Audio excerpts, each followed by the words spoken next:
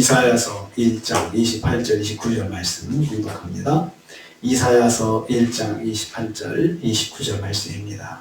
같이 공독합니다.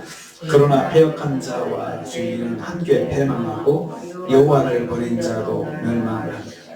너희가 기뻐하던 상수리 나무로 말미암아 너희가 부끄러움을 당할 것이요 너희가 택한 동산으로 말미암아 수치를 당할 것이며. 아멘. 오늘 말씀은 하나님께서 이스라엘의 패역한 자와 죄인들의 징계에 대해서 말씀하시는 것을 내용을 하고 있습니다. 패역한 자와 죄인은 함께 패망할 것이다 라고 말씀하셨습니다. 28절입니다. 여기서 패역한 자는 배신한 사람을 말합니다. 즉 하나님을 배신하고 우상을 섬기는 지도자와 백성들을 패역한 자들이다 표현했습니다. 여기서 죄인은 율법의 말씀과 하나님의 뜻을 불순종하는 지도자와 백성들을 말합니다.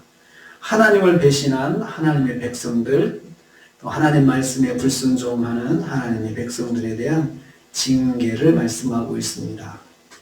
하나님의 경고와 회복의 은혜를 선포함에도 불구하고 계속해서 하나님을 배신하는 삶을 사는 하나님의 백성들에게 하나님은 패망으로 징계하실 것이다 말씀하셨습니다. 함께 패망하고 라고 했습니다. 완전한 파멸의 징계를 받을 것입니다. 그렇다고 해서 한 번 죄짓고 또 한 번 하나님 떠났다고 해서 바로 그렇게 징계가 오는 것이 아니고요.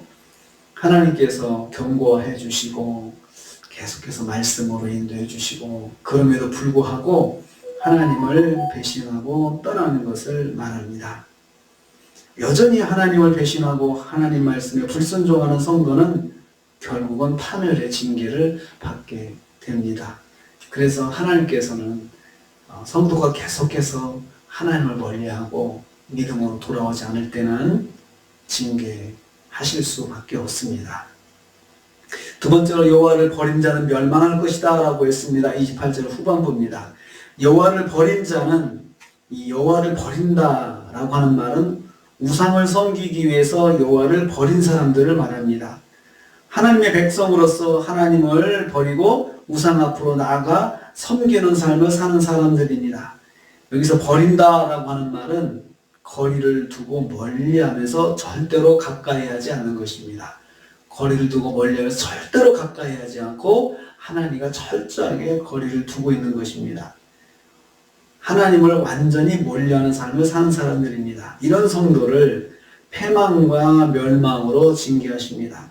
패망한다라는 말은 깨뜨리고 분쇄한다는 뜻입니다. 그러니까 완전히 깨뜨려 버리신다, 부셔버리신다는 거죠. 하나님께서 완전히 부셔버리신다는 뜻입니다. 멸망한다는 말은 멈춰버리게 한다는, 딱 스톱시키는 거죠. 모든 것을 다 그냥 딱 멈추게 만들어서 더 이상 진전이 되지 않게 만들어 버리신다는 것입니다. 하나님의 징계가 그런 방법이 있습니다.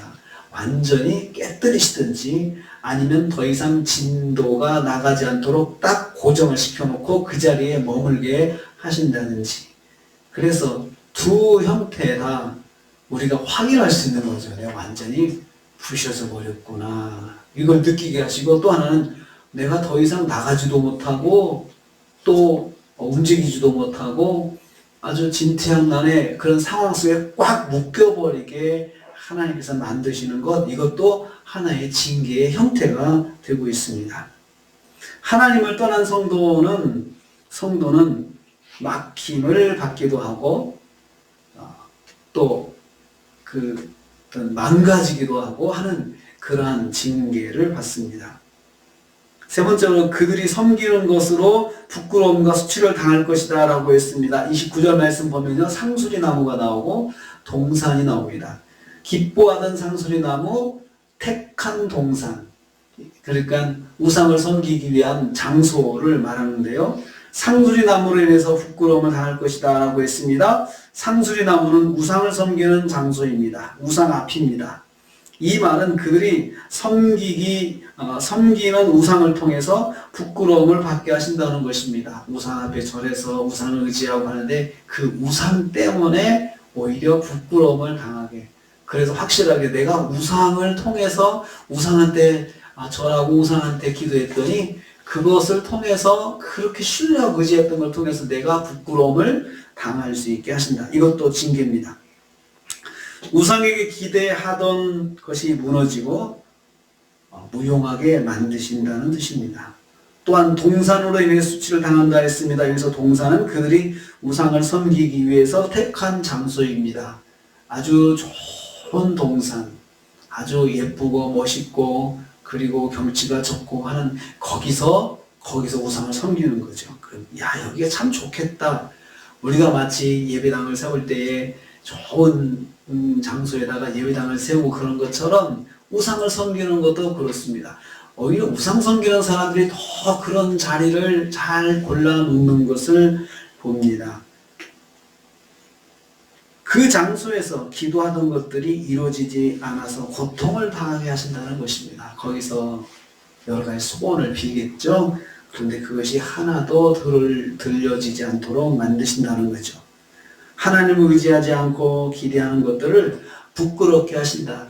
내가 거기다가 모든 걸 걸고 기대를 했는데 거기에서 실망하게 만들고 거기에서 망하게 만들고 그것 때문에 내가 그랬구나라는 것을 느끼게 만드신다는 것입니다. 하나님의 징계는 하나님 외에 의지하기 위해서 섬기는 것을 통해서 수치를 당하게 하시는 거죠.